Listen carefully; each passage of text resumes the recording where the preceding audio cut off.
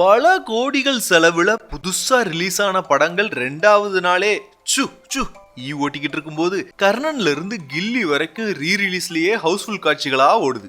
அன்பே சிவம் மாதிரி ஃபிளாப்பான படங்கள் கூட ரீரிலீஸ்ல கலெக்ஷனா இல்ல, ரீரிலீஸுக்கு தகுதியான ஃபிளாப் படங்களோட லிஸ்ட்டை தான் இந்த எபிசோட்ல பார்க்க போறீங்க. நீங்கள் பார்த்து கொண்டிருப்பது ஃபன்பலை தமிழ். கில்லி படம் ரிலீஸ் ஆனப்போ 50 கோடி வசூல், இப்ப ரீரிலீஸ்லயும் 50 கோடி வசூல். லாபம் சம்பாதிச்ச ப்ரொடியூசருக்கு நாம இன்னும் லாபத்தை அள்ளி கொடுத்துருக்கோம். அதுவே நல்ல தரமான படத்தை மக்களுக்கு கொடுக்க போறோம்னு நம்பி எடுத்து தலையில துண்ட போட்ட ப்ரொடியூசர்களோட நிலைமையை நினைச்சு பாருங்க. அதை வேற ஞாபகப்படுத்திட்டீங்க. நெஞ்சமெல்லாம் பொண்ணு அறக்கு தம்பி, மறக்க முடியல. ப்ராப்பர் மார்க்கெட்டிங் இல்ல, டிஸ்ட்ரிபியூட்டர்ஸே கிடைக்கல, படத்துல என்ன சொல்றாங்கன்னே புரியலன்னு பல காரணங்களால நிறைய நல்ல தரமான படங்கள் அட்டர் ஃபிளாப் ஆயிருக்கு. அந்த மாதிரியான படங்கள் ரிலீஸ் ஆகி பல வருஷம் கழிச்சு போர் அடிக்குது ஏதாவது பார்ப்போம்னு அந்த படத்தை டிவியில பார்க்கும்போது தான் அடடா இந்த காவியத்தை அல்லவா மிஸ் பண்ணி விட்டோம், இதை மீண்டும் வெள்ளித்திரையில் மக்களோடு மக்களாக பார்த்தால் எப்படி இருக்கும்னு ஏங்கி இருப்போம். அப்ப புரியல, இப்ப புரியுது, இப்ப புரியுது. அப்பேற்பட்ட ரீரிலீஸில் சூப்பர் டூப்பர் ஹிட் கொடுக்க தகுதி வாய்ந்த டாப் 5 ஃபிளாப் படங்கள் இதோ உங்களுக்காக. முதல் படம் வேற யாரோடது, உலகநாயகன் கமல்ஹாசன் நடித்த ஹே ராம்.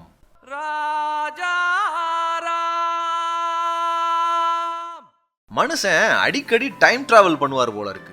பின்னாடி ஹிஸ்டரிக்கும் போவாரு, முன்னாடி ஃபியூச்சருக்கும் போவாரு.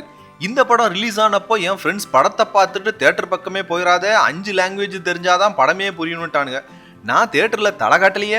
கோவிட் லாக்டவுன்ல பொழுதுபோகாம அப்படி என்னதான் இருக்குன்னு பார்த்த படம் தான் ஹே ராம். மேக்கிங் அந்த காலகட்டத்துக்கே நம்மளை கொண்டு போய் விட்டுரும். டயலாக்ஸ் அட ஆமால அப்படின்னு நம்மள சொல்ல வச்சிரும். படத்துல பல இடத்துல கமல் கர்ஃபியூ பாரு. அது ரிலீஸ் ஆன காலகட்டத்துல கர்ஃபியூனா என்னன்னே நம்மள பல பேருக்கு தெரிஞ்சிருக்காது. இல்ல புரியல. பிக் ஸ்கிரீன்ல ரசிச்சு பார்க்க வேண்டிய முக்கியமான படம் ஹே ராம். ஒரு ஓனாய் சாப்பிடுறதுக்குன்னு உங்க குழந்தைய தூக்கிட்டு போச்சுன்னு ஓனாயா இருந்து பார்த்தா தான் அந்த நியாயம் புரியும். பாக்யராஜோட ஸ்கிரீன் பிளே வேற லெவல்ல இருக்குன்னு நம்ம எல்லாருக்கும் நல்லா தெரியும். கதையை கேட்டா சி இப்படி ஒரு கதையா, இதை எப்படி படமா எடுக்க முடியும் அப்படின்னு இருக்கக்கூடிய கதையை ஸ்கிரீன் பிளேல காமெடியை மிக்ஸ் பண்ணி அடடா இது வல்லவோ படம்னு பெண்களே பாராட்டுற மாதிரி பண்ணிடுவாரு. பெண்களை பகைச்சுக்கிட்டா நம்மள கவுத்துருவாங்கன்னு அவருக்கு பாடம் புகட்டின படம் தான் விடியும் வரை காத்திரு. அப்பெல்லாம் மக்களுக்கு சினிமாவில் நடக்கிறது உண்மைன்னு நம்பினாங்க. மனைவியை கொலை பண்ண துடிக்கிற ஒரு கணவனா அந்த படத்துல பாக்யராஜ் நடிச்சிருப்பாரு. படம் சரியான ஃபிளாப். 2008 வரைக்கும் நான் அந்த படத்தை பார்த்ததில்ல. திருநெல்வேலியில இருந்து நாகர்கோயிலுக்கு போற பஸ்ல டிராவல் பண்ணிக்கிட்டு இருக்கும் போது சூரியன் எஃப்எம்ல இந்த படத்தோட ஒளிச்சித்திரத்தை கேட்டுக்கிட்டே போனேன். அட அதுக்குள்ள ஊர் வந்துடுச்சேங்கிற மாதிரி இருந்தது. படத்துல கேமரா ஒர்க் கொஞ்சம் சுமார் தான். அதனால என்ன, படத்தை டிஐ பண்ணி ரீரிலீஸ் பண்ணா இப்போ உள்ள மக்களோட மனநிலைக்கு படம் சூப்பர் ஹிட் தான். ரம்யா கிட்ட சொல்லி சத்யாவுக்கு போன் பண்ண சொல்ல போறேன். அந்த போன் அட்டன் பண்றதுக்காக சத்யா இந்த கண்ணாடி ஜன்னல் கிட்ட வருவா. அப்ப நான் இதே இடத்துல இருந்து அவளை ஷூட் பண்ண போறேன்.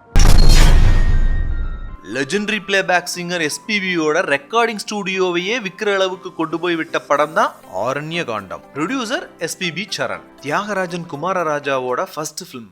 கஜேந்திரன் இப்போ அந்த பொண்ணுகிட்ட போய் கையை வாங்கி இதெல்லாம் வெளியே சொல்லி நிக்காத என்ன சொல்லி அவ கைய மெதுவா எடுத்து வாயில வச்சு கட்ட வரல கரகரன்னு கட்சி துப்பிட்டாயா. படத்தை பார்த்தா அப்படி தெரியாது. பெஸ்ட் எடிட்டிங்கான national award. And it's a fast and neo movie in the Tamil industry. வன்முறை அதிகமா இருக்கிறது ஆங்கிலத்துல அப்படி சொல்லுவாங்க. 52 இடத்துல சென்சார் கட்டுனா பாத்துக்கோங்க. படம் நல்லா இருக்குன்னு சொல்ல கேட்டு தியேட்டருக்கு போனா அதுக்குள்ள படத்தை தூக்கிட்டாங்க. ஏன்னு கேட்டா சினிமா இண்டஸ்ட்ரி ஆளுகளுக்கு பிடிச்சிருக்கான், ஜெனரல் ஆடியன்ஸ்க்கு பிடிக்கலையாம். படம் அது பாட்டுக்கு ஒரு ஃப்ளோல போய்கிட்டே இருக்கும். நாம அது கூட போய் ஜாயின் பண்ணிக்கணும். அது எங்க நடக்குது எப்படி நடக்குதுங்கிற டீடைல்ஸ் எல்லாம் சொல்லி படத்தை ஆரம்பிக்க மாட்டாரு தியாகராஜன் குமாரராஜா. அவரை பொறுத்த வரைக்கும் அங்க விஷுவல் கதையை சொல்லிருச்சுன்னா அங்க வார்த்தைக்கு வேலை இல்ல. ரீரிலீஸ் ஆச்சுன்னா இந்த படத்தை மிஸ் பண்ணாம தியேட்டர்ல பாருங்க. இது உண்மை கதை அல்லன்னு ஒரு உண்மை கதையை தழுவி எடுக்கப்பட்ட படம் தான் இருவர். மணிரத்னம் தன்னை லெஜெண்ட் மறுபடியும் நிரூபிச்ச படம். ஆனா இது ஒரு ஃபிளாப் மூவி. அமேசான் பிரைம்ல இருக்கிற இந்த படம் ஃபுல் ஸ்கிரீனுக்கு இருக்காது. மணிரத்னத்துக்கு என்ன தைரியம்?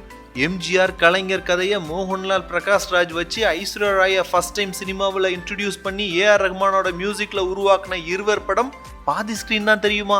நறுமுகையே, ஆயிரத்தில் நான் ஒருவன், ஹலோ மிஸ்டர் எதிர்கட்சி எல்லா பாட்டுமே ஏஆர் ரஹ்மானோட கம்போசிஷன்ல அப்படி இருக்கும். ஆனா என்னோட ஃபேவரட் பூங்குடியின் புன்னகை.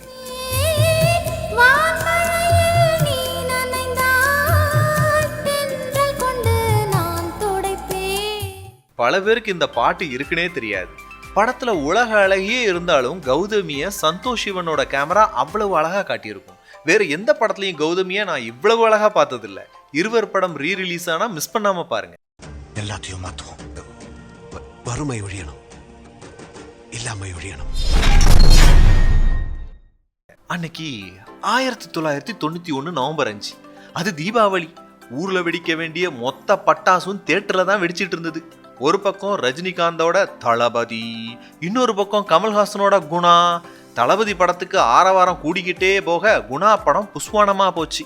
தன்னை அழகா காட்டணும்னு ஒவ்வொரு ஹீரோக்களும் ஆசைப்பட்டுக்கிட்டு இருக்கும்போது இயற்கையாவே அழகா இருக்கிற கமல் தன்னை அசிங்கமா காட்டிக்கிட்டாரு. ஆனா நடிப்புல தன்னை பேரழகனா வெளிப்படுத்தினாரு.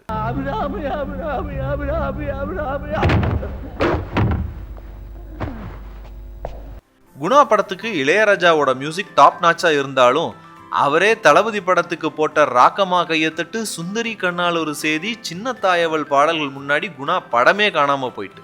இப்போ மஞ்சுமல் பாய்ஸ் ஹிட்டுக்கு அப்புறம் குணா படத்தை தேடி பிடிச்சு பார்த்தவங்க பல பேர். இந்த படம் மட்டும் தியேட்டர்ல ரீ ரிலீஸ் ஆச்சுன்னா அதை பாக்குறதுக்குன்னு தனி ஃபேன் பேஸே இருக்கு. நாங்க just best out of best தான் உங்களுக்கு சொல்லியிருக்கோம். இந்த மாதிரி இன்னும் நிறைய தரமான ஃபிளாப் படங்களை ரீ ரிலீஸ் பண்றதுக்கு சப்போர்ட் பண்ணுங்க.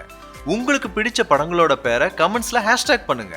நல்ல தரமான படங்களை தயாரிச்சு நொடிச்சு போன ப்ரொடியூசர்ஸ் இனிமேவாவது நல்லா இருக்கட்டும். இந்த வீடியோ உங்களுக்கு பிடிச்சிருக்கா? பிடிச்சிருக்கு. அப்பயும் அந்த சப்ஸ்கிரைபர் பட்டன் அமுக்காம இருக்கீங்க, அப்படி லைட்டா அமுக்கிட்டு போங்க.